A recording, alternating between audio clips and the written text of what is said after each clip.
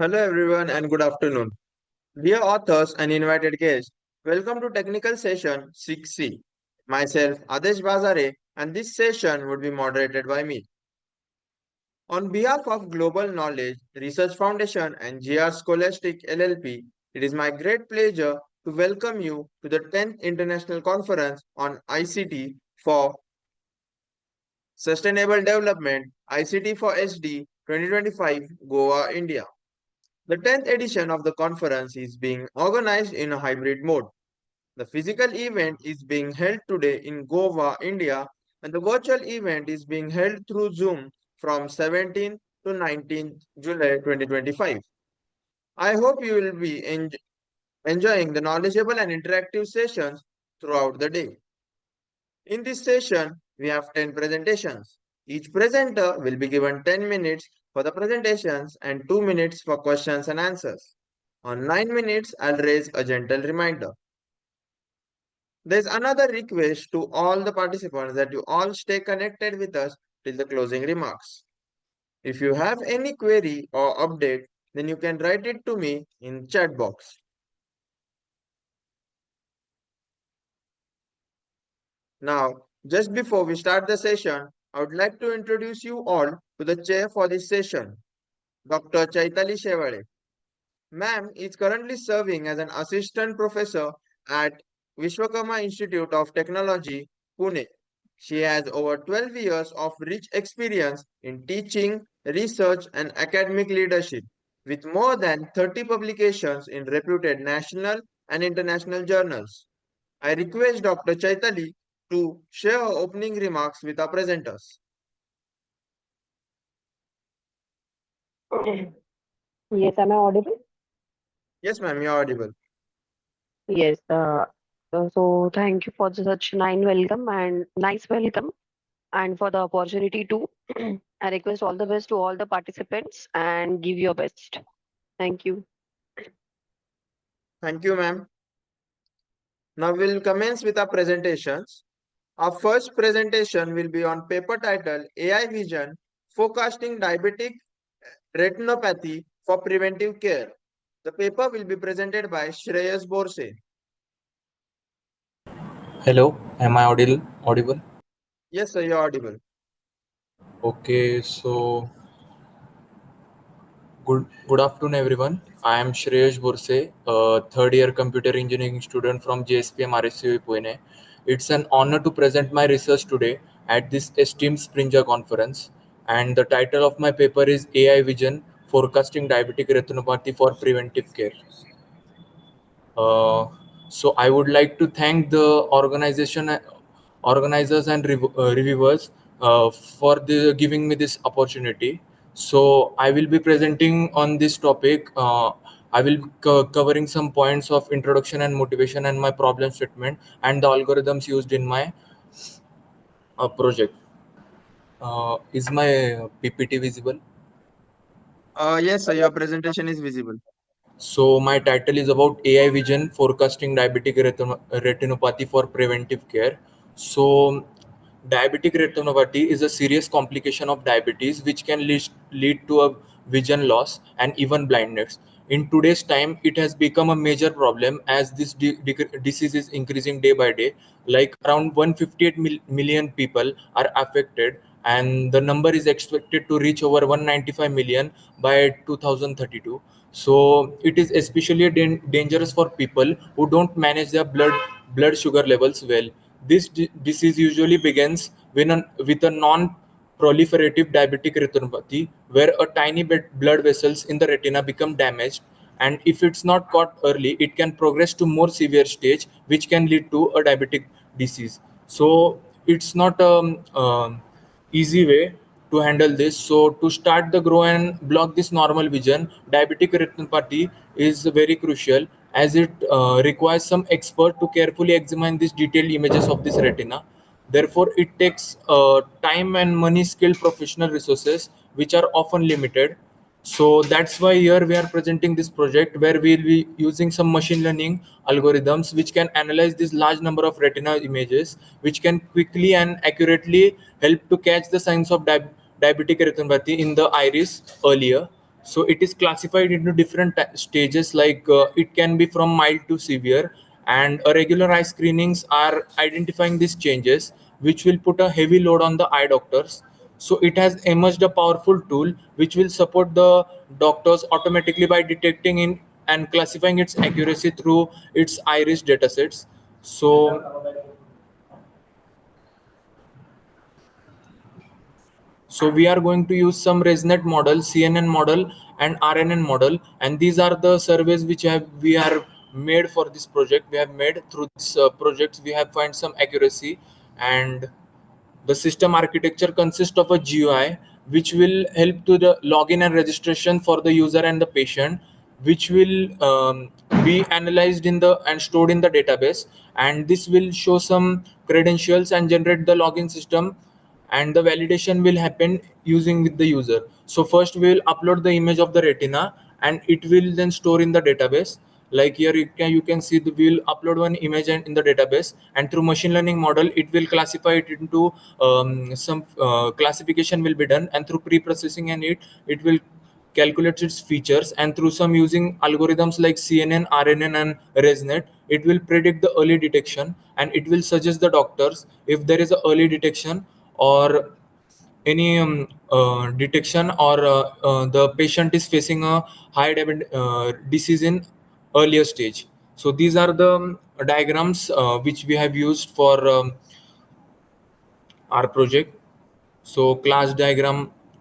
So these are the results where we have used these three machine learning models, that is CNN, ResNet, and MobileNet V2, which are defined using some accuracies. Like CNN gives the accuracy of 90.7%, and ResNet gives the 90.2, and the MobileNet V2 gives the highest, that is 95%, which will detect the diabetes through iris. So this is the interface.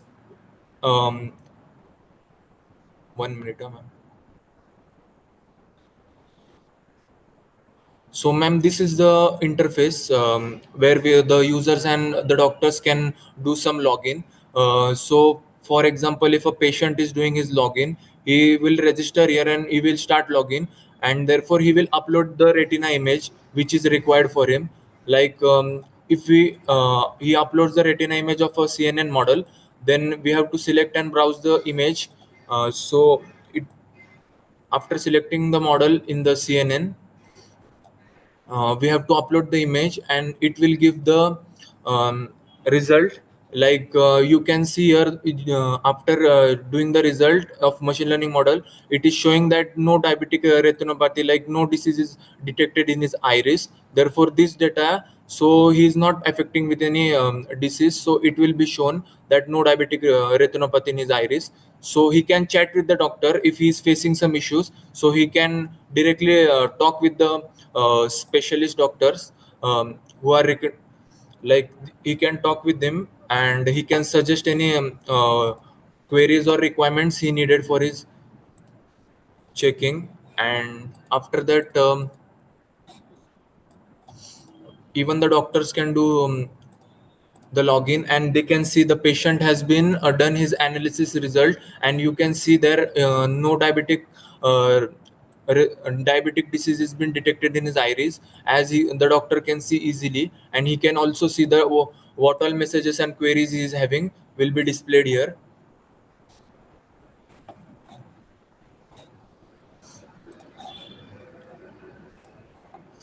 um, like as soon the chat session with the doctor, like we are going to connect directly with the doctors, and if the diabetes is been detected through any patient, it will be direct we will suggest the remedies and also give the direct contact with the expert and the specialist of the specialty doctors, which will help the patient to detect and cure his diabetes. So in this project, we are developing a web-based application which will be researched using different machine learning models for classifying these diabetes using neural networks and retinal images. As you can see, we have used CNN, ResNet, and MobileNet V2 machine learning models, which will help for prediction and diabetes detection. So it will help in efficiency for early diabetes detection, and these models can detect that patterns and anomalies, and it will present in the most retinal, which is suggestive of this diabetes, and it will predict the accuracy of this model to integrate this performance using neural network, that is CNN, which will help in high performance machine learning robustness and accuracy what is needed. So thank you, and we have made the references of this. Okay, I have one question. You have uploaded the images of your retina, right?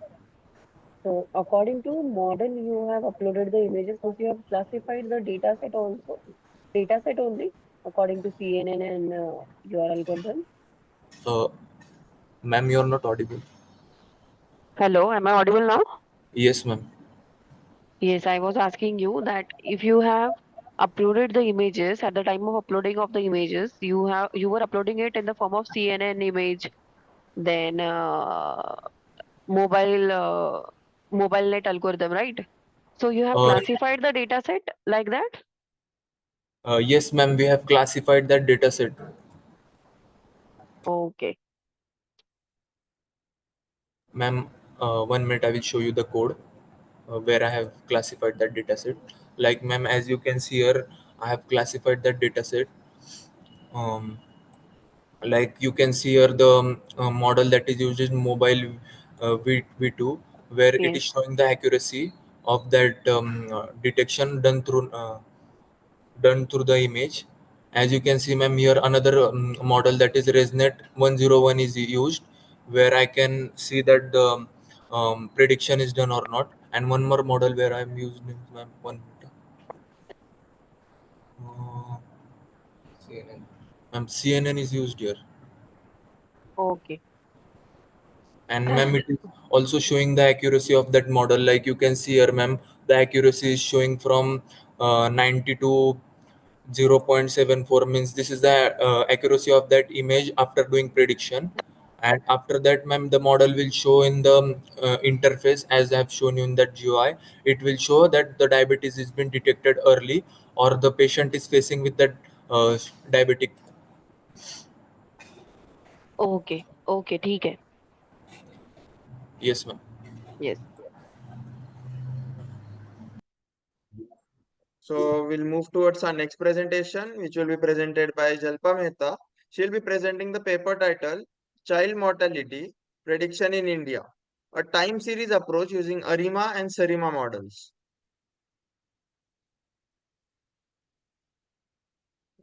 Author or any of the co-authors of this paper are in the meeting? Am I audible now? Yes, ma'am, you're audible. Yeah. So let me share my screen first. Sure, ma'am.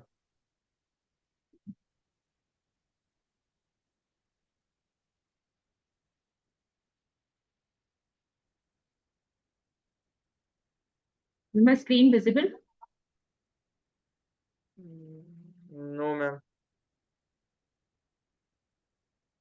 No, your screen is not visible.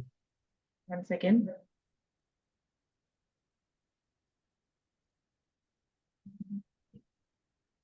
I'm trying to share the screen, but it's disabled. Let me just check the settings, but I don't think that might be the case. Let me check again. Can you see the Yeah, screen now? Yeah. yeah, now it's visible. Okay, fine. Yes. You So may good commence afternoon. with your presentation. Yeah. So good afternoon all. My paper with the students, I am supposed to present today, but because of some other advantage, the students cannot join. So I have joined this one. So our paper is child mortality prediction in India, based on time series model called ARIMA and SARIMA. Along with me, Hetvi Sitoria and the other students have done the uh, paper presentation. So here is the need of the study, because you know that child mortality is a major issue uh, occurred from the WHO and UN IGME, that over 5 million under 5 has been given as a death globally till 2023. So this is the first statistics we have done with the WHO website. And then we will find it out that India has contributed 12% of global under 5 children age mortality.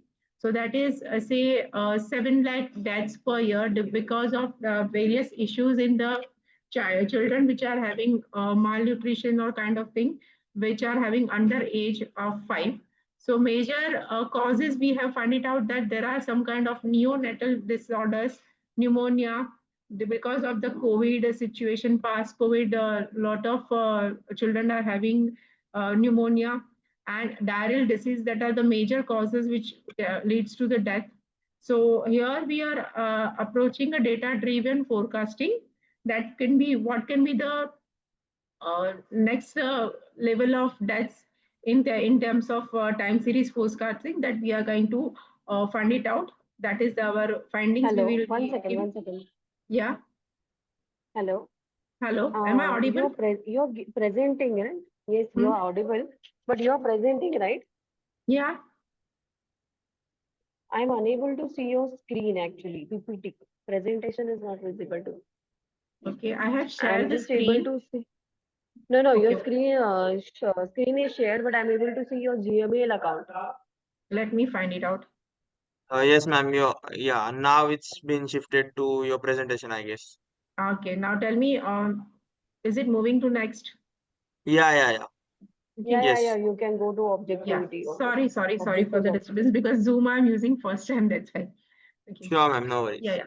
So the objective of our study to forecast child mortality with the trends having a different model called ARIMA and SARIMA. So we have used 2 time series model ARIMA and SARIMA, and we are comparing the forecasting pattern for ARIMA and SARIMA and do the some kind of decision based on a certain disease. So the focus on our mortality on top 5 disease we have taken, that is called lower respiratory infection, neonatal preterm birth. Then there is another disease called neonatal encephalopathy. That is because the brain damages for the neonatal child. Then diarrheal disease and other neonatal disorders. So we are focusing on these 5 mortality causes. To start with our study, we have done with the methodology to start with the data collection and data pre-processing. So here we have used various data of cleaning methods, various data filling methods like filling the missing values and replacing the gaps and all. Then we find different type of cleaning values by setting the outliers, by getting the box plot is on. So initially we have done the EDA of the data by using the EDA, that is called exploratory data analysis. We have tried to pre-process the data to do the cleaning and all. And then finally we do the transformation of the data for having the values which are not in the format of numbers. So we will try to convert into the normal transformation of the data using normalization techniques and different differencing stationary techniques are there. And for doing all this, we have been use Python library. Those libraries are Pandas, Scikit, and other libraries are there, which is used for visualization of data. So after seeing the first visualization of data, we can see that there are different type of percentage distribution in the 5 different disease are there. So 4 million, 7 million, 9 million, 6 million, 11 million cases are there across the India, having different type of disease are there. So 11 million cases are we can find it out that it is having lower respiratory system, which is having major cause for child mortality that we have find after doing the EDA first. After that, doing the EDA, this is the kind of different graph we have generated through. You can see that there are different years patterns are there. So we have considered data from 1992 to 2023. So these are the pattern data we have considered. And after that, we have tried to find out the outlier detection also in our data. So after detecting the outlier, we have used IQR techniques to fit the outliers such that the data cannot be misleaded, because all of you know that the outliers always misleading the predictions. So we have tried to that one also, and we have tried to fit using the box plot. We can see that how the outliers are detecting with the different type of DCs. So that we have done in the visualization. After that, the next part in our study is to select the model. So we have done a lot of research of different time series model, which has been used to predict the mortality in other data sets. So we will try to search we have searched that two models are there which we can work on that. One is ARIMA, that is auto regressive integrated moving average, and other one is SARIMA, that is seasonal ARIMA. So what these models are doing, it is predicting based on the past history of the data. It is predicting the next pattern from the data such that in the time, so it's a time series model, so within the time frame how it will be work on that. So we were giving the history data from 1992 to 2023, and we tried to predict it how the mortality rate will be reaching in 2030. So we are making the objective that by 2030 we can predict the mortality rate of the children through ARIMA and SARIMA. So after doing the model selection, we will try to build the model. So to build the model, we need to set the parameter of the model. So we have done some kind of hyperparameter settings and tuning such that we can reach to a good accuracy level. So for ARIMA, we have three different arguments, or I can say parameter, that we need to set. So for ARIMA, we have P, D, and Q. So P is auto-recursive order, D is differencing order, and Q is the moving average order that we have set. And for Sarima, because Arima is non-seasonal, so whenever DCs are not in the seasonal pattern, so whenever DCs are not affecting for environment or something, so for that disease, I can say that Arima we can give a good output because it's a non-seasonal. And for seasonal pattern, so we have come across the Sarima model. So for the Sarima model, we have already we PD and Q, that is already there, but we included a seasonal pattern of auto-recursive order, that is a big P, a D, this is a seasonal pattern for a differential order, and the Q is moving average. So that we have applied. So by applying different values of that and doing trial and error, we can find out we have reached to certain level of accuracy. So the accuracy measures we have come out with the two accuracy measures or metrics we are considering, that is RMSE and MAP. So RMSE is a root mean square error, and it is a robust method, we can say that, which can accurately decide the functioning of models. And other one is MAP, which is mean absolute percentage error. That is also there. Along with that, we have also set the hypotheses for our study. So there are two hypotheses. One is H0, that is null hypothesis, and alternative hypothesis, which will be finding out whether my model is proper running in the case or not based on the seasonality. So we have set the hypothesis for seasonability and non-seasonability by setting it 0 or 1. So null hypothesis is said that the time series model have a unit root or it is non-stationary, and the alternative hypothesis is H1, which says that my time series is seasonal, or I can say the stationary. Okay. So we are trying to reject the alternative, or sorry, null hypothesis. So these are the different parameters we have set over this. I'll just come to directly the table of the parameters. So this is the table of the parameter we have set for Sarima, that is the seasonal Arima. For this 5 disease are there, and different values we have set. And with this different values, we are trying to get the predictions. So that is also there. So these are the parameter PDQ, and a big PDQ is for seasonal. Excuse And me, ma'am. yeah. Sorry to interrupt, but I would like to request you to conclude your presentation in coming Okay. 2 minutes. Yeah, fine. So these are the parameter we have set for Sarima. These are the parameters we have set for Arima. And finally, we can get over here some prediction rules over there. So actual values are up to 2023. From 1992 we have get, and these are the predicted or forecasted value we have get for different mortality rates.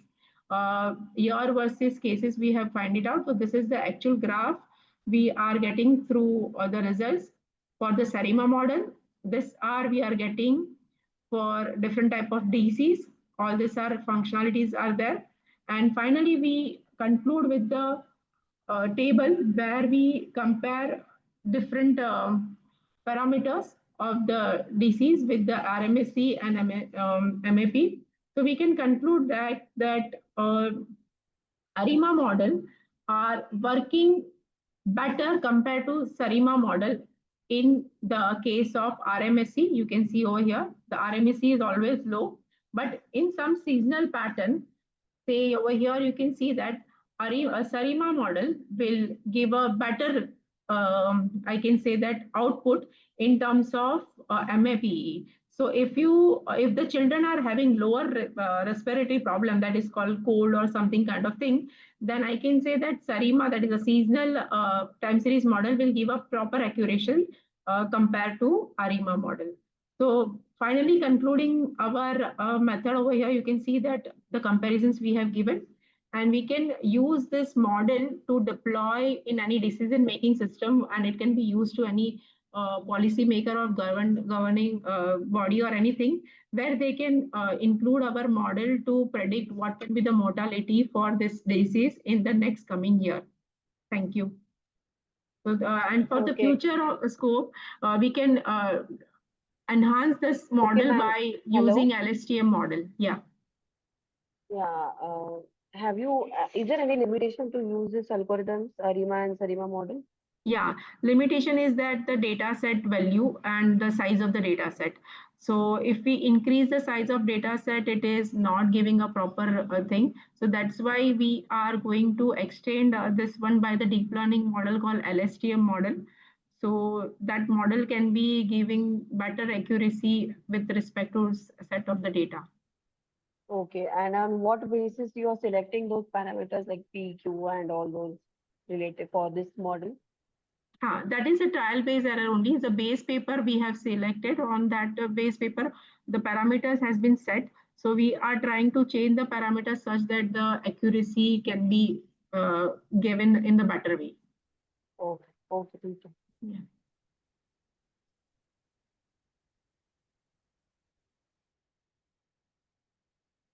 Yes, we can take the next presentation. Yeah. Thank you. I should be on with this, or I should. No, you just unshare your screen so that he can ask Yes, another I have person. unshare it. So you should Sure. be live with the session, or I should take my responsibility somewhere else, or what can I do? Ma'am, it is requested that if possible, please stay through the entire session. Okay, fine, fine. Yeah. So now we'll be moving towards our next presentation, which will be presented by Vaishali S. Katti, who will be presenting her paper on emerging trends and innovations in sentiment analysis, comprehensive review. Yeah. Good afternoon, one and all. Good afternoon, ma'am. My presentation is Emerging Trends and Innovations in Sentimental Analysis, a comprehensive review. Whether my screen is visible? Yeah, your screen Okay. is visible. Okay, so in this paper, what I'm going to do, I'm going to review all the papers which are till now. This is the review paper. Okay. So in the introduction, nowadays in recent years, sentimental analysis has emerged as a critical area of research within the NLP. So this field entitles the computational study of people's opinions and emotions expressed in the textual forms, or enabling organizations and researchers to gain insights into the public sentiments. So here we can use, as I had, this is the introduction part. here advanced driven by machine learning and deep learning. So nowadays there is a technological advancements, and especially the adoption in the machine learning algorithms and the deep neural networks. So in that first paper that I have reviewed is sentimental analysis in classical poetry. So in this paper, what they did, they have trained the model on curated data sets of poems. They enhance the sentimental recognitions through transfer learning. The results gives the nuanced emotion tones in the poetry, such as nostalgia, longing, and happiness, allowing for the deeper understanding of cultural sentiments during the historical period. So here they are used the fine-tuned large NLM models where to interpret the sentiments, then feeling of nostalgia, longing, and cultural pride. Next is the sentiment analysis in the next paper is the sentiment analysis in the human resources. So in that, what they did, they means HR interview simulation. They use the HR interview simulation for realistic candidate assessment. So they have introduced the framework for simulating real HR interviews. Here they have used the AI-driven sentiment analysis to assess candidates' verbal and non-verbal cues during their interview responses. And the finding in that that accurate gauge emotion stays leading to a more informed hiring decisions, while providing the valuable feedback to candidate enhance their interview skills. So this is the second paper. Now third paper is that analyzing the YouTube comments. So here what they did, they explored the innovative methods for analyzing YouTube comments to gain insights into audience engagement and sentiments. So means they leverage the web scraping, sentiment analysis, and generative AI to develop a framework capable of characterizing comments based on the sentiment polarity, that is positive, negative, or neutral. And they have introduced the emotional types such as joy, anger, or surprise. And here they have study states that the collection of large voluminous comments from the selected YouTube videos using web scraping tool, and also they have they have suggested that the YouTube's terms of service also they have used. Next is the next paper is the for the political speech sentiment analysis. So here they have employed the machine learning algorithm for sentiment analysis. So classifying comments into three primary categories, and also there is emotional topologies was developed to provide a more nuanced understanding of audience reaction by categorizing comments into various emotion states. So next is the uh, customer review summarization. So in that the author employed that the machine learning models were employed to primary large volumes of customer reviews across variable platforms. So these models not only extracted the key features of the customer's opinions, but also they have provided the summarization that reflects overall sentiment trends.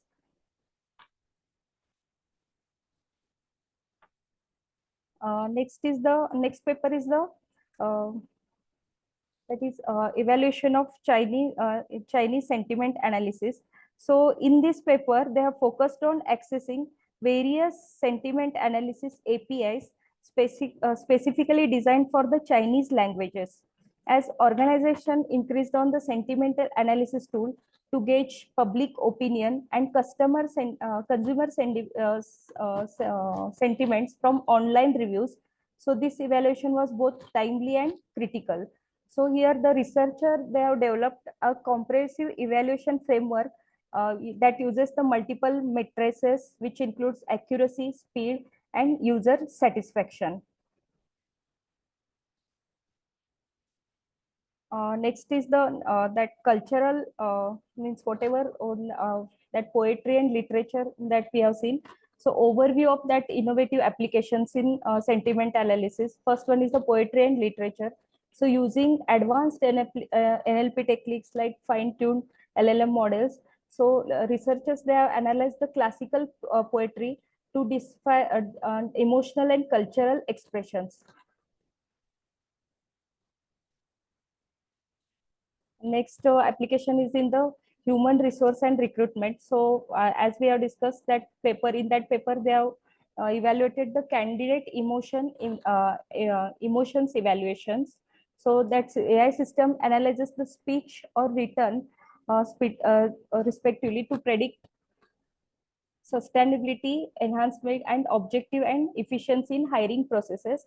So visual tools like decision trees, again, they'll interpret the candidate responses, leading to more informed decision making. Next application is in the YouTube comments and social platforms. So development of comprehensive framework to scraps, reprocess and analyze social media comments for emotional and sentiment contents. So classification of comments are based on the positive, negative and neutral sentiments and emotional states like happiness, sadness or anger. And summarization of massive comments data provides quick actionable insights into audience reactions, enabling content creator and marketers to tailor strategic effectively. So this is the analyzing means political speeches, how they have analyzed. Then API sentiment API testing. So here evaluations of Excuse me, ma'am. different. Huh? Yes. Sorry to interrupt, but I just need to mention that you have to conclude your presentation in coming 2 minutes. Okay, sir. Sure. So this is the conclusion.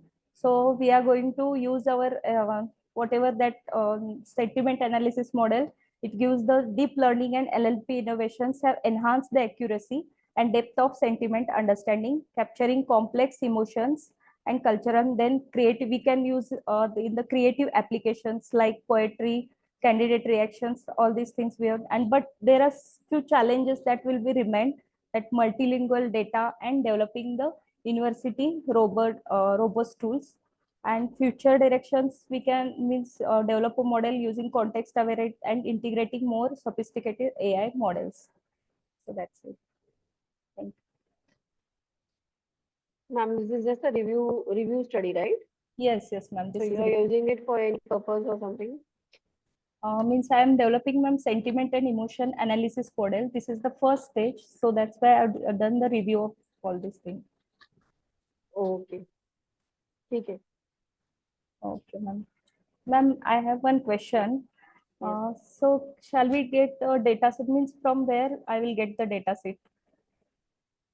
Real. Uh, Related to sentiment analysis, already there might be some data sets available on Kaggle or something. Have you checked? yes, ma'am, I have checked, but I want to confirm that whether all the data, whatever they are given, how will cross verify, or how, what is the ground truth, whether those emotions are correct, whatever will be the answer is there, whether they are detecting correct or not. So how we, Uh, See, for detection of correctness, you have different models or ML algorithms wherein you can train the data set and then apply it on the real-time data, right? So for the real-time data, if you can go through or you can collect the data, like जितने भी parameters उस data set पे mention रहेंगे उस हिसाब से आप data collect करो within your community. So you just do the analysis on the available data first and then try to make it work on the real-time data. okay, ma'am. Thank you, ma'am. Thank, yeah. Thank you, ma'am. Now we'll be moving towards our next presentation. Our next presentation will be a paper title FPGA Implementation of Elliptic IIR Filter for Denoising ECG Signals. Now this paper will be presented by Gautami Naragun. Ma'am, are you in the session? Yes, sir. Yes. You may share your screen and proceed. Yes, sir. Good afternoon, everybody. I am Gautami Narkun, presenting our work titled FPGA Implementation of Elliptic IIR Filter for Denoising ECG Signals. I'll be walking through these contents of PPT. Initially, introduction, literature survey, our main objective, followed by our methodology, and later discussing about the results, conclusion, and future scope. Nowadays, we can see huge number of increase in heart-related diseases causing deaths. Recently, Hassan district case wherein they've almost reported 36 deaths due to heart attack in 1 month. The basic prevention for it leads to ECG signal analysis, wherein it is vital for diagnosing cardiac diseases but are often affected by noise, such as baseline mander, which are caused due to patient movement during ECG capture, and power line interference caused due to surrounding electrical systems, and muscle artifacts generated due to physiological activity. Talking about the traditional filtering way, that is using analog filters and software based digital filters, they lack analog filters are prone to signal distortion, and the software based digital filters lack speed and efficiency. And implementing it in real time comes FPGA, wherein it offers real time, low latency, and parallel processing, which is ideal for biomedical signal processing. And we have used IIR elliptical filter because it offers faster roll-off for a given filter order. And we have used MATLAB to generate coefficients, which enables easy design, simulation, and HDL generation. This work integrates MATLAB, designing elliptical filter, and FPGA implementation to develop a real-time ECG denoising system. The system ensures high accuracy and performance, paving the way for the future adaptive ECG system. We've gone through 3 different references, wherein the first reference implements IIR electrical filter using MATLAB Simulink and Xilinx system generator, and the second work uh, compares direct form 1 of IIR elliptical filter and direct form 2, wherein it says direct form 2 is optimized compared to direct form 1 of IIR elliptical filter. Our third work compares the Butterworth and the elliptical filter, wherein elliptical filter is optimized in resource utilization. Having gone through all the studies, gives a collective foundation for implementing FPGA-based digital filters, addressing challenges such as resource optimization, coefficient quantization, and real-time processing constraints. Talking about the main objectives, is we are designing a stable and efficient elliptical IIR filter capable of denoising ECG signals, tailored to meet specific frequency characteristics required for biomedical applications. Implementing the filter on FPGA for real-time processing, ensuring minimal latency and high throughput. Validating the design through extensive simulations, comparing both hardware and theoretical outputs. Addressing hardware implementation challenges such as coefficient precision, numerical stability, and the signal output capture to achieve robust performance in diverse scenarios. Going through our methodology, we have first acquired a raw ECG signals. We have used a dataset MIT BRH Artemia database,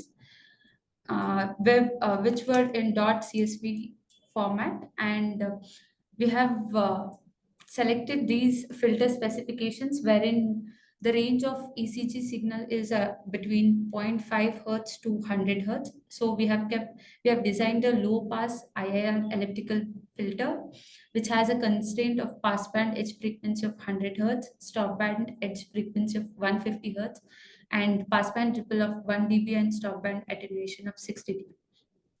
These are the specifications corresponding to biomedical applications.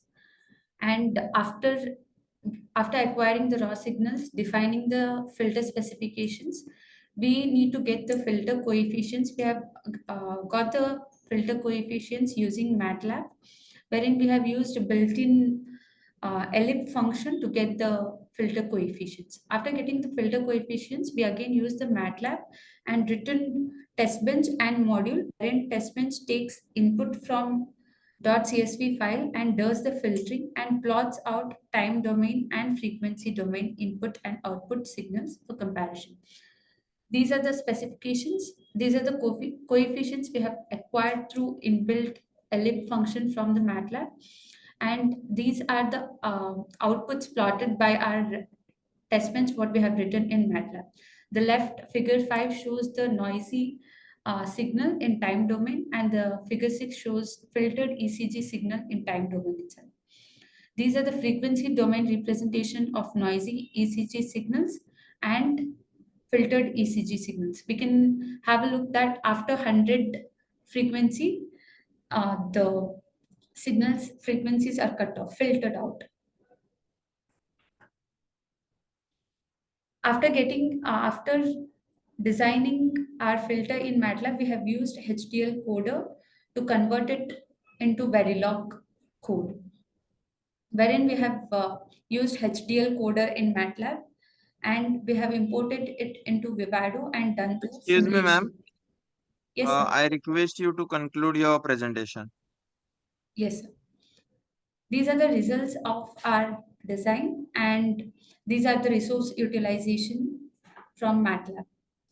Uh, this work successfully demonstrates the FPGA-based implementation of IIR elliptical filter for real-time denoising of ECG signals using MATLAB for filter design, HDL coder for Verilog generation, and Vivado for synthesis and testing.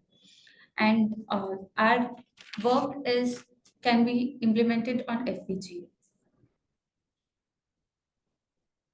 Our future scope is we are trying to write our custom HDL design rather from generating it through MATLAB, and also uh, design adaptive filter, and trying to work with multi-channel ECG signals as well, and with power optimization. Thank you, ma'am.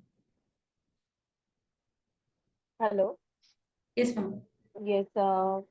What parameters have you selected, or on what basis have you selected the parameters for your? Ma'am, Yes. Ma'am, since our ECG signal lies between 0.5 hertz to 100 hertz, we have taken passband as 100, and we wanted to keep the order of the filter as low as possible because it was implemented on FPGA, and we have restricted constraints, So resources. these are your parameters for your selection of the model, right? Yes, yes, ma'am. Okay. Okay. So thank you, ma'am. Now we'll be moving towards our next presentation. And our Yes. next presentation will be presented by Kunal Sonavne, who will be presenting his paper on an IoT-powered real-time cattle health monitoring system for enhanced agricultural productivity. Is my screen visible, sir? Yes, your screen is visible. Yes. So, a very good afternoon, everyone. I'm Kunal Sonone, and on behalf of my fellow teammates, I'm going to present our work research paper, which has titled "An IoT-powered real-time cattle health monitoring system for enhanced agriculture productivity," with the paper ID 918. So, talking about the problem statement and motivation first. So we'll talk about what is the problem. So the problem is there are 70% Indian family needs milk and cattle related product in India. So we need some healthy milk, and healthy milk is directly related to healthy cattle. So we need to manage healthy cattle. That's why the we have developed a solution for cattle monitoring system. So there are still some manual health checks of cattle, but they are slow, inaccurate, and often they might be failed because they are manual and hand check. And because of this, we are failed to detect the early symptoms of illness of cattle. So this affects the smallhold farmers from rural India who form the majority and lack affordable tech to monitor this livestock. So they lack in getting the technology which is affordable, in especially in rural India. And because of the late disease detection, we find some milk loss in the cattle, increased mortality, and economic hardship to uh, farmers, which are the owners of cattle management system. So these were the problem statement. Talking about our objective, so we have aimed to design a real-time health monitoring system to cattle, which will be providing the benefit to farmers with the alert and notification using a mobile application.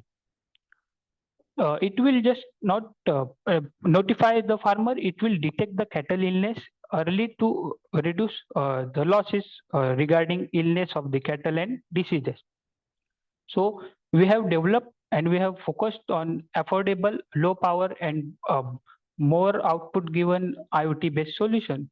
So it will be uh, providing the affordability as well as ensuring the security farmer owned health data access.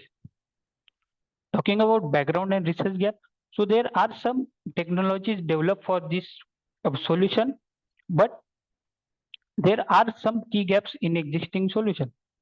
The cost is too high in some technologies for this problem solution, and when we are talking about the rural India, so not everyone can afford that technology. So it lacks in consideration of farmers' local knowledge. It has the interface which is not quite easy.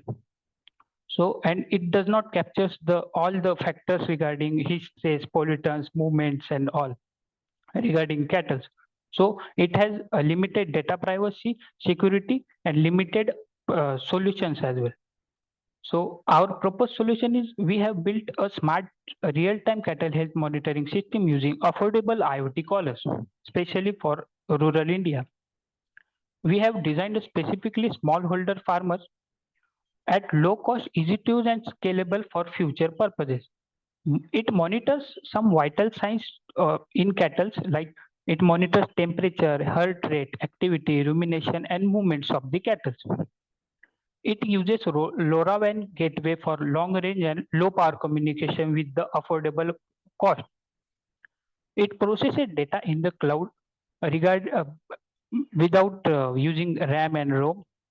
It just uses cloud with the health anomaly detection.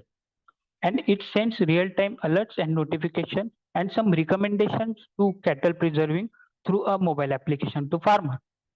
And it directly empowers with this much functionalities to act before it happens, and it empowers farmer directly in economical perspective. So talking about comparative analysis, there were some technologies and we have developed a technology. There are some differences like previously technology used Bluetooth and Wi-Fi. So we are using LoRaWAN because in rural India, there are still some internet related problems. And basically, we have used ESP32 based caller. So it will just process the data easily. Sorry for the inconvenience. So most of the manual rules were, most of the things were manually, and we have tried to develop a ML trained model to manage a pattern in the data related to cattle. And the user interface is so simple that no need to learn the application how to use that. It is that kind of simple. System architecture. So system architecture is in 4 main steps.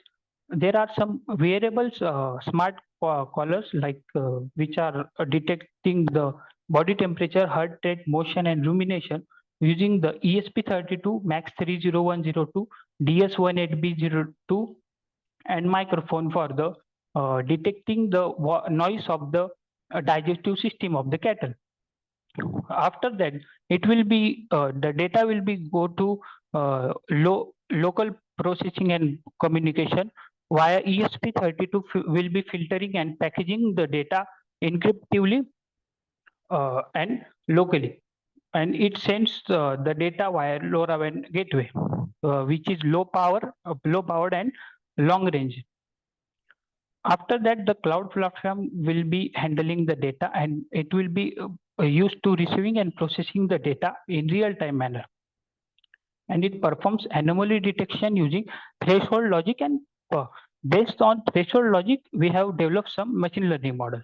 So, and the mobile application is for simple user interface, and farmer will be able to see this data in his local language.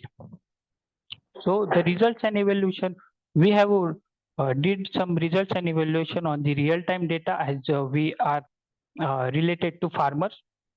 So we have maintained a data of 14 variants and 32 samples, 332 samples. So we have got some results and evaluated them.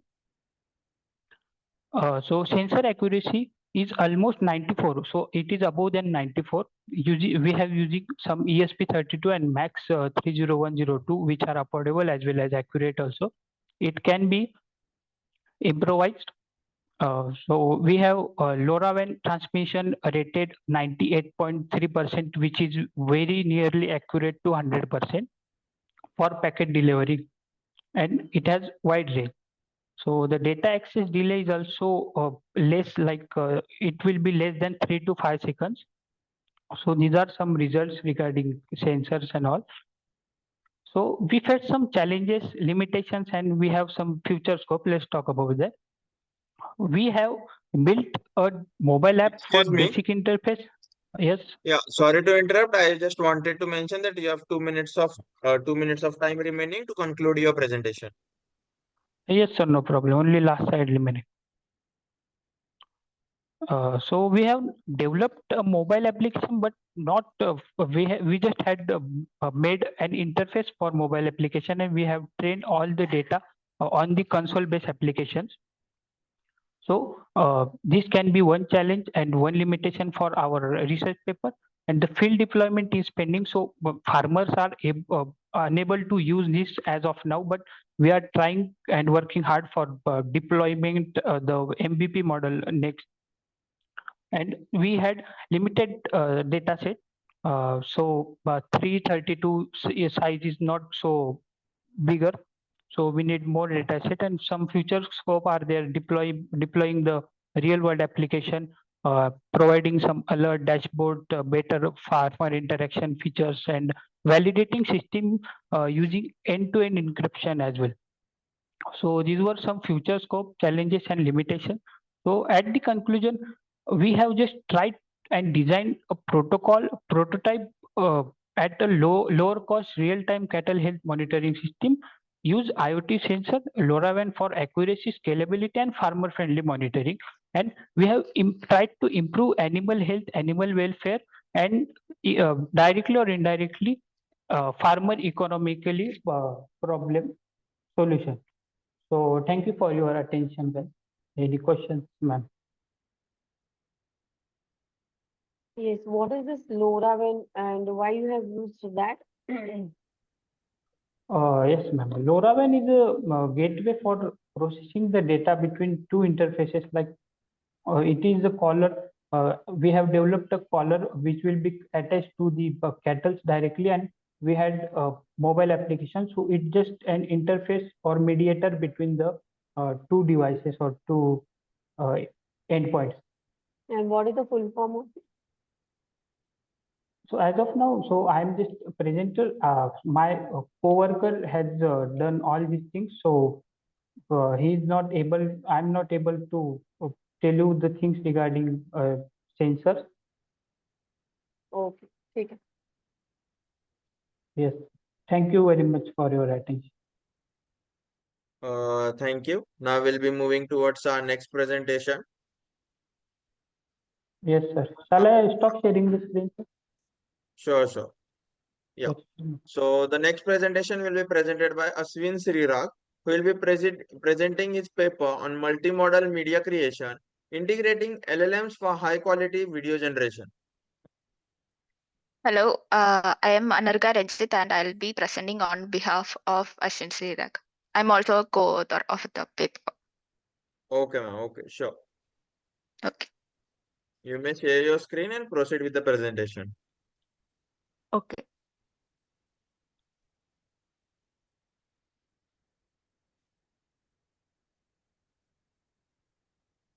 Good evening, everyone, and I'm here to present a paper, Multimodal Media Creation, Integrating LLMs for High Quality Video Generation, done as part of our research at Department of Computer Science, Amaradvishwatam, Amratavadi campus.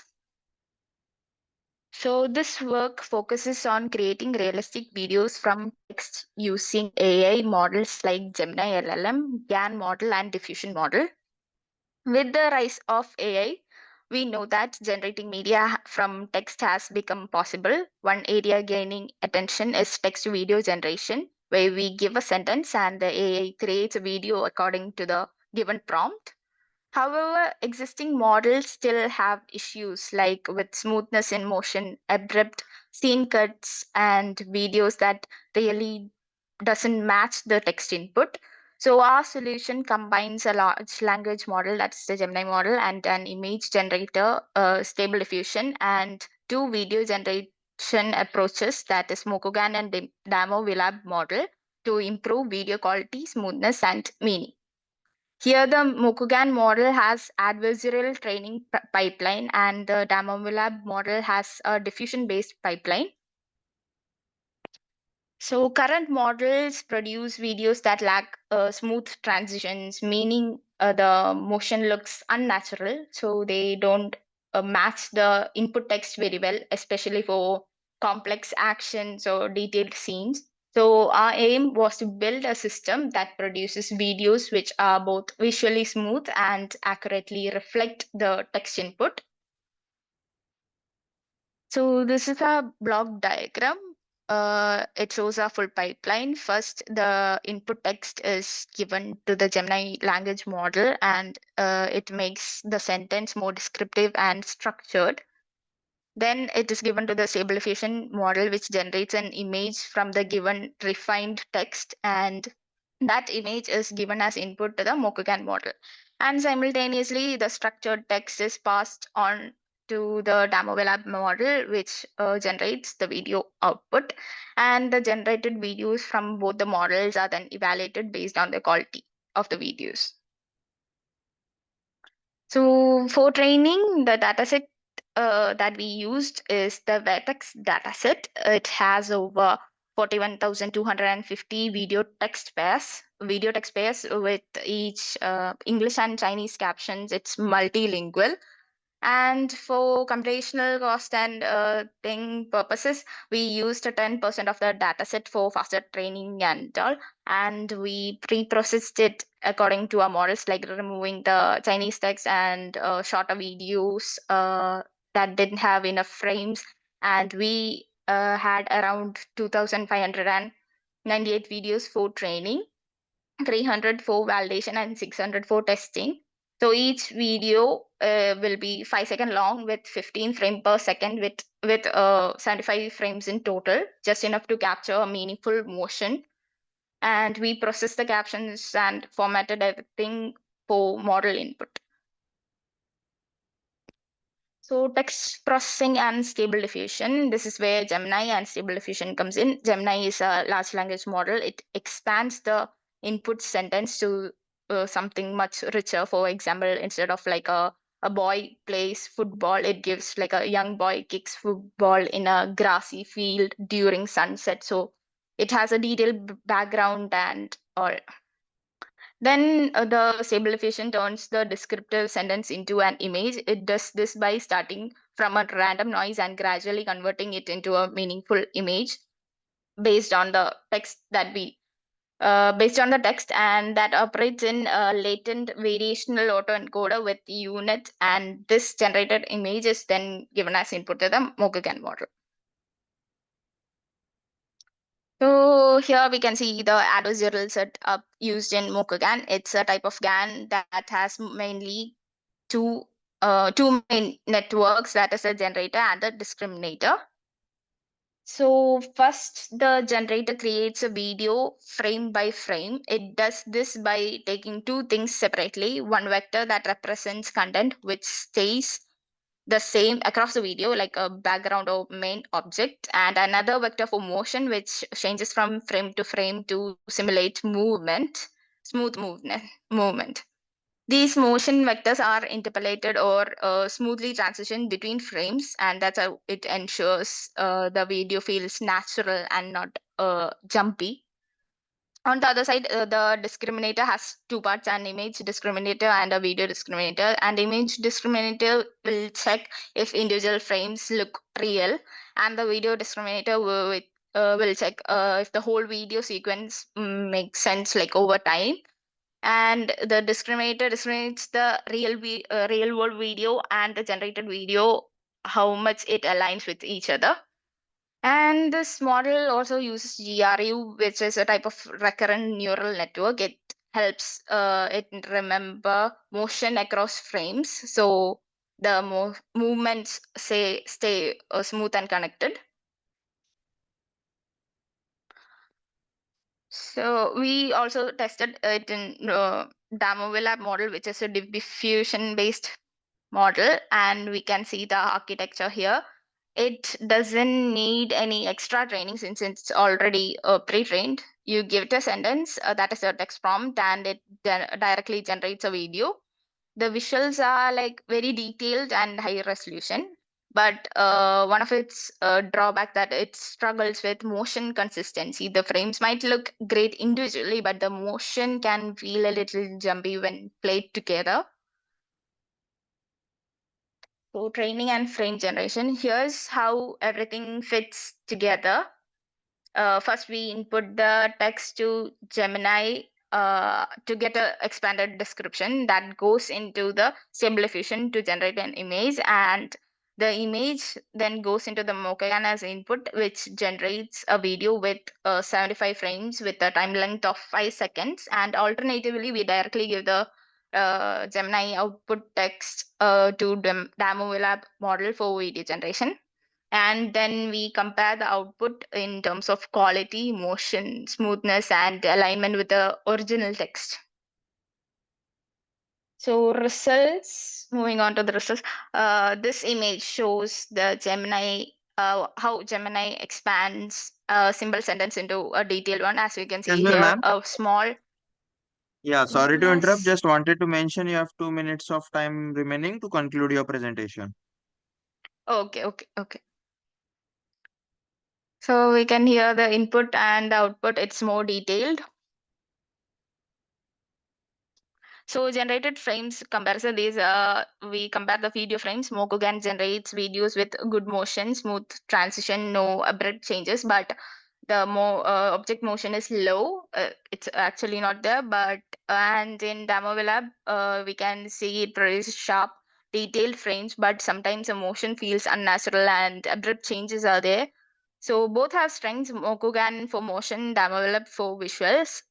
So to conclude, Mokagan excels in smooth transitions, consistent motion, strong temporal coherence, while it has lower texture fidelity and lower object motion, and slight blurring in fine details. And as for Demo Lab, it has high resolution frames, sharp textures, and exceptional visual detail, but struggles with temporal inconsistency and motion may appear disjoint.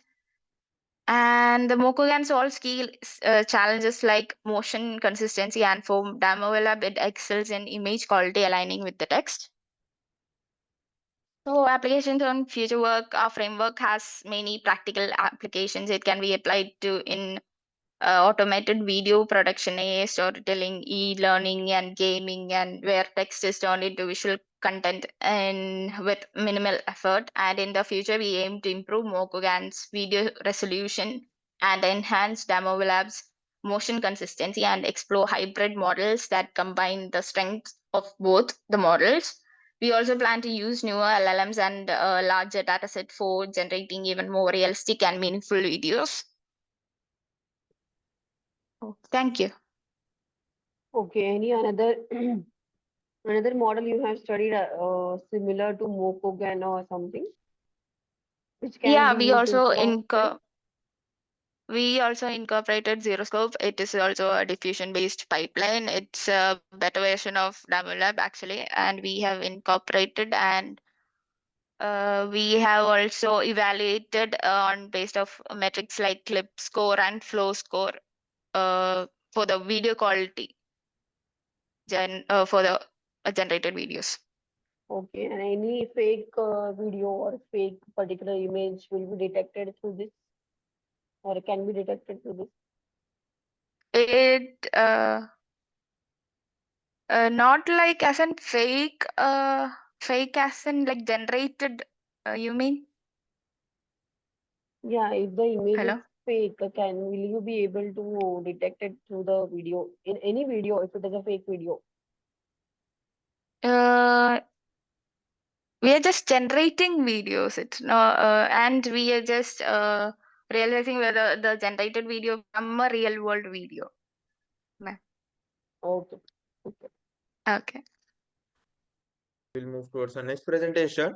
And the next paper title to be presented is Smart Ingredient Tracker, Product Safety and Allergy Detection Application. The paper will be presented by Naisa Singh.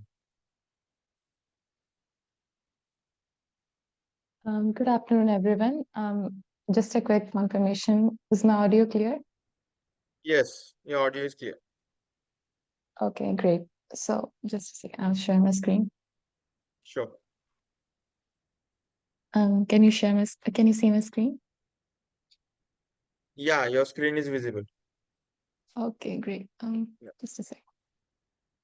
So good afternoon, everyone. My name is Nyasa Singh, and I'm truly honored to be presenting our paper today. This was a collaborative effort with my colleagues, Manas Tiwari, Rohit Sharma, and our mentor, Ma'am Sandhya Avasti from ABS Engineering College. So we live in a world of convenience, but this convenience has also come at a cost because packaged foods are everywhere and their ingredient labels are often purposefully filled with complex technical jargon that most of us cannot even begin to pronounce, let alone understand. This has created this critical information gap because consumers are not aware of the harmful additives that they're consuming. And this has been linked to a rise in chronic health issues like allergies, diabetes, and heart issues. Our research and this product was aimed to close this gap. To solve this problem, we have developed Luca, which is a smart mobile application. The objective was very simple for us. We wanted to create something that was like an elegant and a simple solution that will allow consumers to make informed dietary choices. And this app allows user to simply take a picture of a food label, and our system then analyze the ingredient and provides immediate and easy to understand health insights that will be personalized to them, because they can also add any allergies that they may be having or any other health related issues. So how does our system work? This flowchart will illustrate that in 5 core steps. First, the user will upload an image of the label. The system immediately pre-processes this image by converting it to grayscale and applies filters to reduce noises and improve clarity for the next step. Second, we use optical character recognition, or OCR for short, which extracts all the text from that pre-processed image. Third, the extracted ingredients are matched against 2 sources, which is our own comprehensive ingredient database and the user's personal health profile, where they can list their allergies or any other health conditions. Fourth, our system will perform a safety analysis on each of the ingredient. And then finally, the results will be presented to the user with a simple color-coded risk classification, which I'll explain next. So these are the technologies that have made our system possible. For text extraction, we have used a deep learning-based OCR engine. We chose this over other OCR methods because food labels are very challenging and they're constantly changing. They have different fonts, different sizes, and oftentimes we see them on curved or reflective surfaces, so not very suitable for our system. And to ensure that our system is still reliable, we validated its performance. And we achieved a 94.7% accuracy. To come to this number, we actually created a validation set of over 100 diverse product labels. And for each label, we manually transcribe the ingredients to create a what we call a ground truth text file, and then we ran our OCR on those images and compared its output to the ground truth character by character. This 94.7% figure is representing the percentage of correctly identified characters across our entire test set. Next, for the analysis itself, our system relies on a comprehensive database of over 100,000 chemicals and additives, which are compiled from different trusted sources like the FDA, the European Food Safety Authority, and Open Food Facts, which is an open source database. Then finally, for the safety analysis engine, our safety analysis engine uses a rule-based expert system.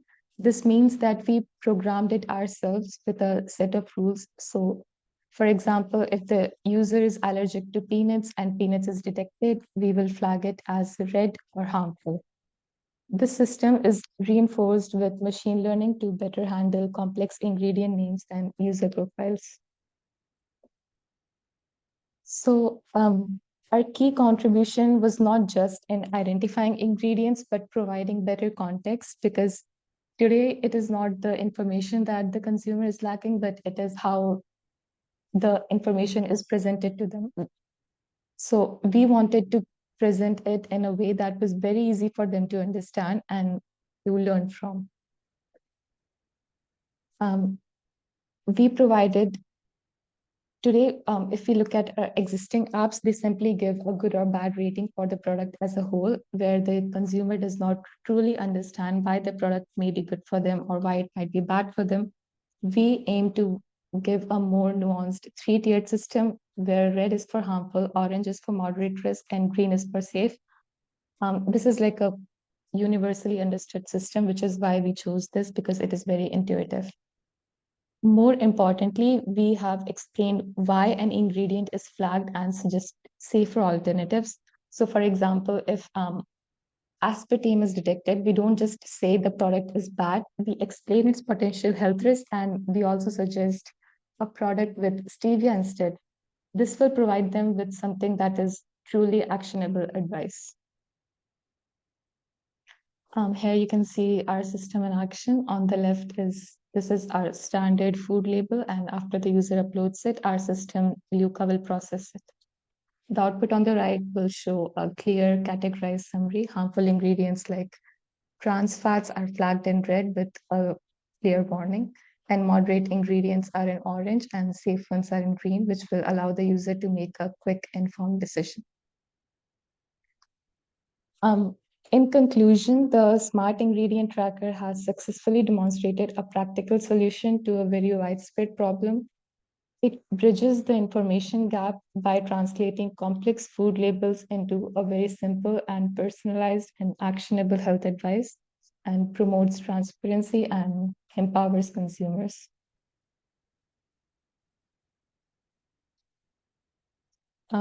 Our system does have some limitations, and the primary challenge is in the scale of the food industry, because new products, new formulations, and new ingredients are appearing daily. So therefore, the biggest task is maintaining and continuously expanding our ingredient database.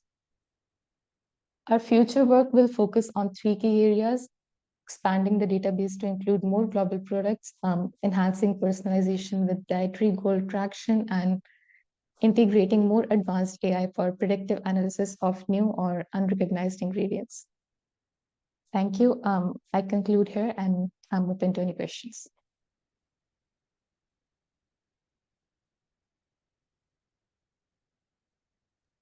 Hello. Yes, ma'am. Yes. Your model is somewhat whatever images are there on the product, it is only going to process and just tell you that whether it is good or bad, right? According to your three categories of colors like red, orange, and green, right? No, so our product will actually classify the ingredients into three Parameters. three parameters or three categories, where we will see them as colored based classification, so it is easier for user to understand, but we won't Yeah, we I'm telling you that only. You are just classifying the parameters which are already mentioned in the image. yeah. Yeah. So I personally have a question, right? If I have a product with me and I know it is harmful, I already see the specifications, but still I buy and eat or do something which is good, which is not even good. So how will you relate this with what is the aim of this particular research? So our aim was to not just classify the product as whole as bad, but to also inform the user as to why the product is bad or good based upon the ingredients that they might be consuming. So, for example, trans fat, we all know, increases risk of heart diseases. So it Yeah, will but even explain to though them why. but even though people are buying and eating it. So Yeah, there must be some change in it so that change, or I can say you can just at least add something more to it so that it will reflect that it is bad or no. like the product as a whole is bad or good. Yeah, Yeah, I because I feel understand, but this is incomplete. Okay, anyway, it yes, is my opinion, but you can at least do the advancement in it that instead of only telling that or categorizing it that what are the whatever particular ingredients are there mentioned and they are whether it is good, moderate or harmful ingredients. So mhm. according to that, which particular food to take and which particular food not to take, that also you can add into your list. Yes, ma'am, I understand. That Yeah, was very helpful. Thank you so much. Can I stop sharing my yeah, screen now? yes, yes. Yes. Okay. Okay, thank you. Thank you. And now we'll be moving towards our next presentation. Our next presentation is on the paper Understanding the FIRE, Financial Independence and Early Retirement Movement, Key Motivators and Factors Driving Its Adaptation. The paper will be presented by Nivedya Krishnan, MT.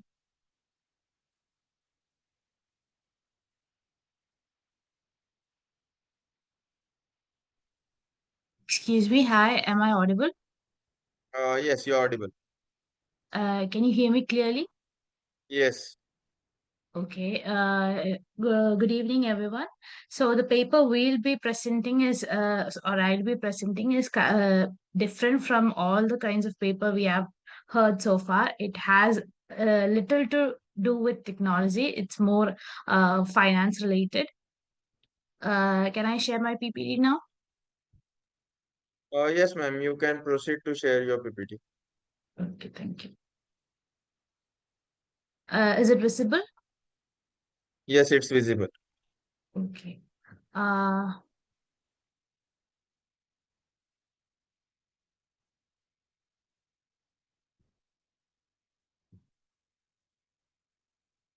Okay, so good evening, everyone. I am Nivedya Krishnan, and I'm presenting a research paper on the FIRE movement, that is financial independence and retiring early. So this study was conducted to understand the key motivators and factors driving its adoption. This study was conducted as a part of our graduation course for under Amrita School of Business, Kochi Amrita Vishwavidyapeetham. So, moving on to the presentation, the principles of FIRE. To start with, the FIRE movement promotes a lifestyle of aggressive saving, smart investing, and intentional frugality, allowing individuals to retire much earlier than traditional timeliness. It shifts focus from just earning and spending to achieving long term freedom. So, the research objectives were to identify what motivates individuals to adopt FIRE lifestyle, to analyze how factors like work life attitude, financial well being, desire for freedom, frugality, and spousal or family support impact FIRE motivation, and to assess if family dynamics significantly influence this decision. So, whom does this research help? Young professionals looking for financial autonomy, employers trying to understand shifting workplace expectations, policymakers creating and crafting retirement frameworks, and financial advisors promoting literacy and planning. So, moving on to the methodology, we use a quantitative approach, surveying 448 individuals through structured questionnaires. The analysis include descriptive statistics, and the method we used was convenient sampling, and the type of study was cross-sectional. So the data collection method was mainly focused on primary data collected through through an online survey that we distributed through email campaigns and WhatsApp groups. The key demographics where we wanted to study were age, gender, education, occupation, awareness of fire, investment preferences and financial goals, attitude towards early retirement. The sampling design, as I mentioned before, was convenient. The sampling type was convenient sampling.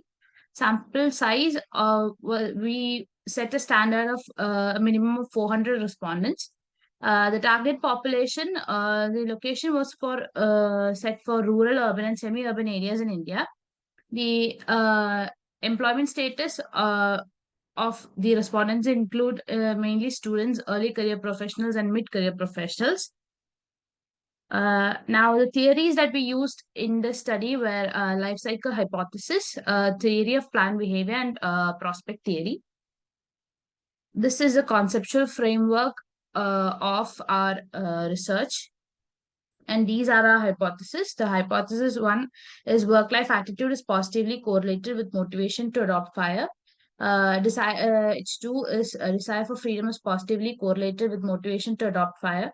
H3 is higher financial well-being positively correlates with motivation for adoption of fire. H4 is minimalist lifestyle adoption positively correlates with fire motivation. H5 is social influence is positively correlated with motivation to adopt fire. H6 is higher levels of spousal or family support positively correlate with the motivation for adoption of fire. So the literature review that we scored through for our research included Jadishis and Singh 2023, which highlighted cultural resistance to early retirement in India, and Feldman's framework, which emphasized organizational and spousal influence, which have been mentioned in the slides. Now, to move on to the descriptive statistics that we arrived from our research is that our sample was diverse, mostly under 35, with balanced gender and income levels. Financial well-being, freedom, and spousal support were the most influential factors. Frugality had the lowest mean at 2.53, but showed the highest, strongest effect in deeper analysis. Pearson's correlation metrics showed that the desire for freedom and frugality had the strongest correlation with fire motivation. Spousal support followed closely, and work-life attitude had moderate to weak relationships, suggesting fire is more personally driven than situational. And moving on to the regression results, we have the results that all factors had statistically significant influence. Frugality had the strongest effect, followed by freedom, spousal support, and social influence. These findings underscore the behavioral and relational aspects behind fire decisions. So this is the model summary or ANOVA. Our regression model was robust, and the R square of 0.799 meant that we could explain about the 80% of variance in fire motivation towards the factors that we had studied. Overall, the model shows excellent predictive power with minimal error. In summary, frugality, freedom, and spousal support emerged as key motivators. Work-life attitudes had a moderate effect, while financial well-being and socio-economic social influences added supportive context. The data shows that fire is often a deeply personal choice, but family dynamics and cultural context still matter. Our model validated all 6 hypotheses with strong statistical backing. These are the references that we have used for this study. Thank you. Are there any questions? Chaitanya ma'am, are there any questions from your side? No. You can proceed. Okay. So can I stop sharing my screen? Yes, you can stop sharing your screen. Okay, Now thank we'll you. move towards our next presentation. Just give me a minute here. Yeah, okay. Next paper to be presented is privacy preservation for healthcare data using partial masking technique. This paper will be presented by Vismay Tang. Hello, am I audible? Yes, you're audible. Yes. Can I share my screen? Yes, you can.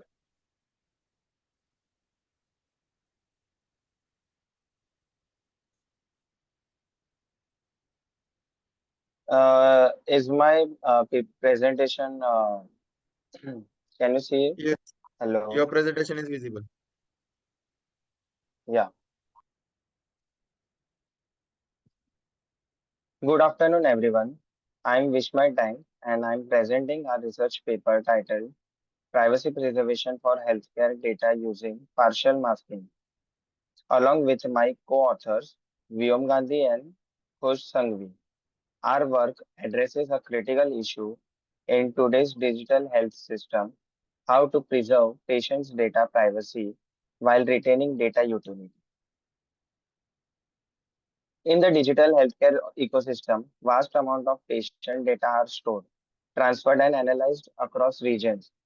This opens up huge privacy risks, especially when sensitive personal data is accessed beyond authorized boundaries.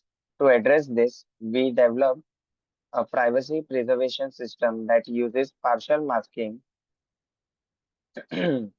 a method where only certain part of data like name or contact information or any other data that is personal is hidden while keeping the rest usable. Our system includes eight structured healthcare forms, each capturing different aspects of patient healthcare information.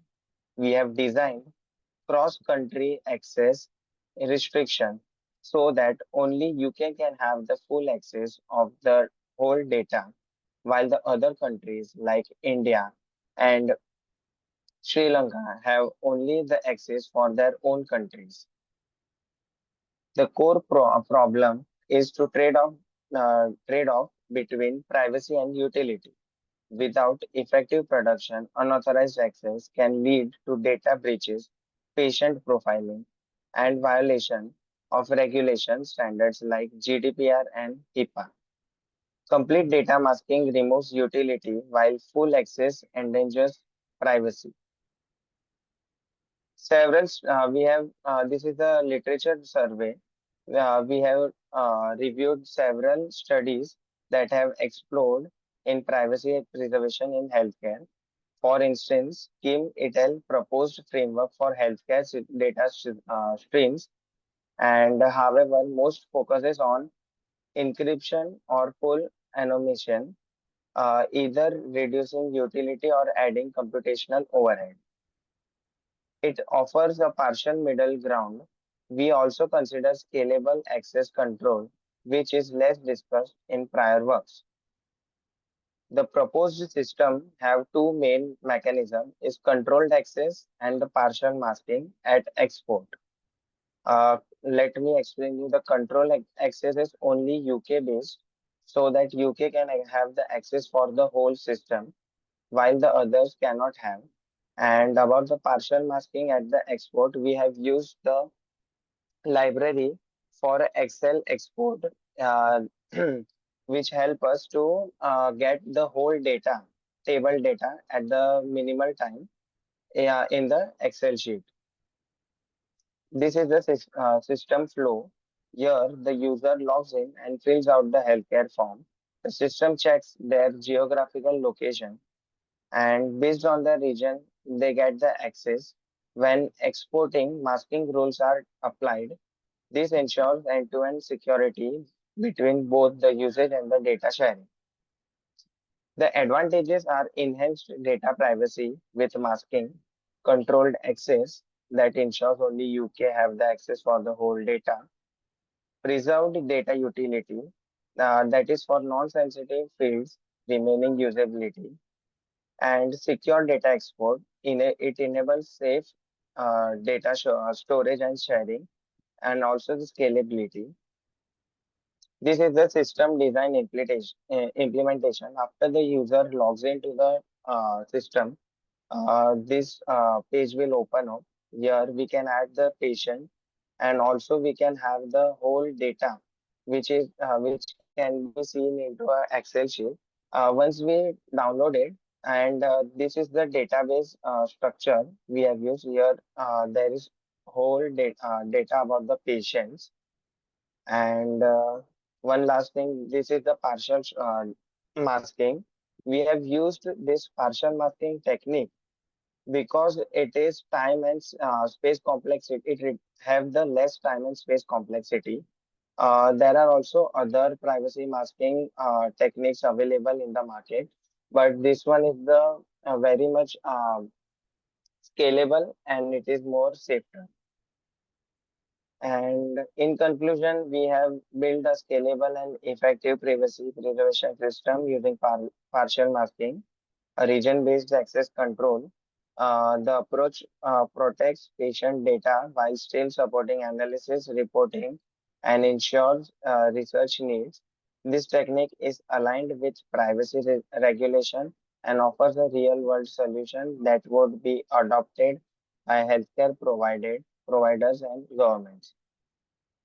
These are the list of references that we have referred.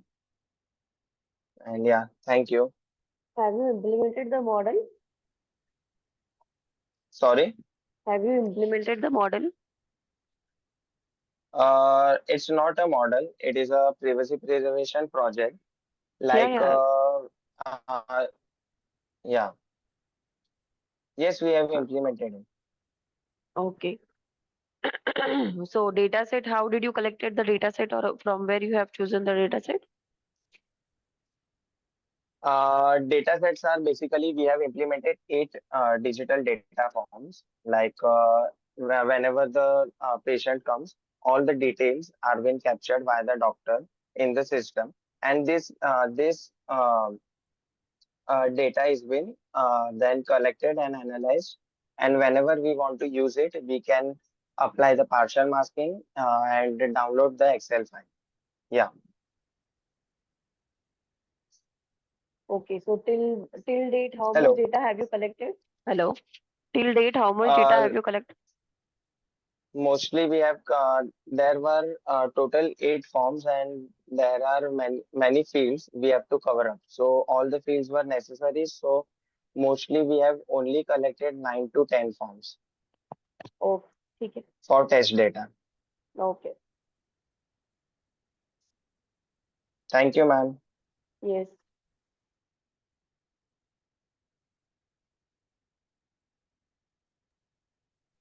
Thank you. Now we'll be Yeah, now we'll be moving towards our next presentation, and our next presenter will be Prerna Sawan, presenting a paper on object detection using camera and LiDAR sensors in autonomous vehicles. Yeah, you can directly go to your, architecture. Okay, ma'am. My topic is object detection using LiDAR and this is a Uh, methodology that we used. That is, first we collected the data from the Kitty data set and we synchronized it with camera and LiDAR data. Then we pre-processed and calibrated that LiDAR data set and the camera. And then we used an object detection parameter, that is YOLO V5, which is a pre-trained model for object detection, and which gave us the confidence scores around the objects. Then for depth estimation, we map 3D LiDAR points to 2D image coordinates. And then all of this, that is the camera and the LiDAR sensors, were fused together. And we got the output as the bounding box around the object which was detected. So we displayed the fused images with bounding box along with the confidence scores. Apart from this, we also added voice alert system that triggered an audio alert when the object was detected dangerously closer to the other object. So this is a result. As we can see, the objects have been detected. This is basically used for autonomous vehicles, which doesn't have any drivers. So this, as we can see in the result, the vehicles are detected, along with which the size of the vehicle is also marked in green color, and in red color, the distance between the two vehicles is marked, and the type of vehicle, that is the car, the truck, and along with their confidence score, this is also marked. So discussion here is the object detection model used a pre-trained YOLO V5 model. We implemented this in Google Colab. The model was fine-tuned on camera image from the Kitty dataset. That Kitty dataset included the calibrated files, the vehicle images, and the lidar data points. And the bounding boxes were enhanced with lidar-based depth information. So as we know, the dataset used here is Kitty dataset, which included the RGB images and lidar point clouds and also calibration files. Challenges here was precisely aligning the 3D lidar point clouds with 2D camera frame, which required accurate calibration and transformation. Additional challenge here was processing high density point clouds in real time and ensuring stable detection in varying lighting and weather conditions. Minor inconsistencies were also observed when objects were partially visible or occluded. Future work is integrate 3D segmentation for better object visualization and add more sensors. Here we have used only lidar and camera, but which is lidar is a sensor which is not that efficient in low lighting or fog or rainy season. We can actually add radar and lidar together and make it a more accurate model and enhancing the voice based interaction. So presently we are giving the voice command, voice alert for vehicle which is too close. So we have set a threshold, and if the vehicle is nearer than that threshold distance, then a voice alert is given, and this can be enhanced by adding a local language. Like not everyone knows English, so we can use other languages as the voice alert. Then implementing this in terms of hardware. Presently, we've done it in software, that is in Google Colab, but we can use Raspberry Pi or NVIDIA Jetson to implement it in hardware.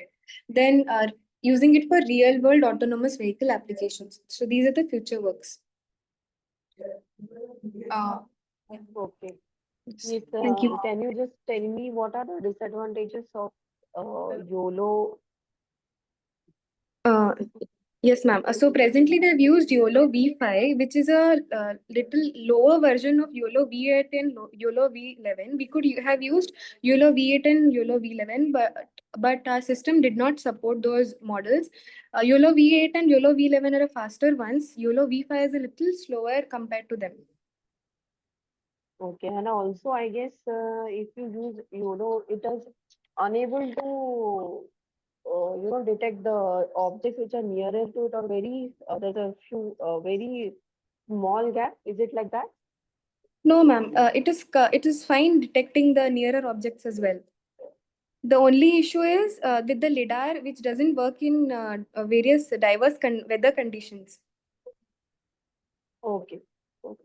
Yes, And ma'am. one more question I have is if you said that you are giving a beep system also when the object comes nearer to the vehicle, right? Yes, yes, ma'am. Alert system, voice alert Alert system. system. Yes, alert Yes, system. ma'am. So will there be more noise created if we say or if we assume that there will be if there is one car and there are more objects nearer to that one particular car, noise there will No, be ma'am. No, more noise? ma'am. No? Okay, No, ma'am. fine. If the car is beyond that threshold, then we will get. If there are two cars beyond that threshold, then we will get two voice alerts. Like car one is this, car one is that, like that, ma'am. Okay, okay, fine. Thank you. Yes, ma'am. Thank you. Sorry for the inconvenience. Yeah, yeah, no problem. Sure, no worries. Yeah. So with this presentation, we have done with all the presentations for our session 6C. Now, I sincerely thank you, all the authors, for their excellent presentations and contribution in this session. and all our participants for being a part of this international conference. I hope this session was informative enough. We, on behalf of the whole team, thank you for the support during this 10th version and all the previous 9 versions of the conference. We will be happy to have you in the 11th version in 2026. All the presenters would be getting their digital certificates through email within 2 working days. Further, all the papers have already forwarded to the Springer. The publication will be live within 7 to 8 months. Kindly cooperate with the team of ICT4SD 2025.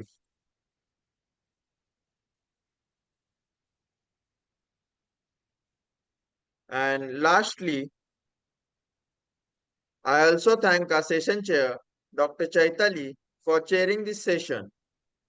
Here's a token of appreciation to the chair on behalf of Team ICT4SD 2025 and Global Knowledge Research Foundation and partners.